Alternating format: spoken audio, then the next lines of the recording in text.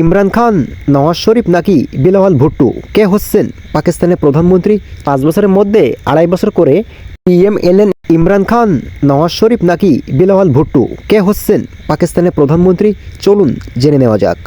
পাকিস্তানের বিভিন্ন সূত্রে বরাত দিয়ে দেশটির সংবাদ মাধ্যমগুলো জানাচ্ছে, সম্ভাব্য জোট সরকারে পাকিস্তানের প্রধানমন্ত্রী পদ ভাগাভাগি হতে পারে পিএমএলএন ও পিপিপির মধ্যে।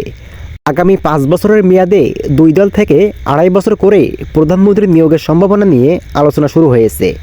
জি নিউজ বলছে, জাতীয় প্রাদেশিক পরিষদে জোট সরকার গঠনে রোববার 2 দলের মধ্যে যে বৈঠক হয়, সেখানে প্রধানমন্ত্রী পদ ভাগাভাগি নিয়ে আলোচনা হয়েছিল।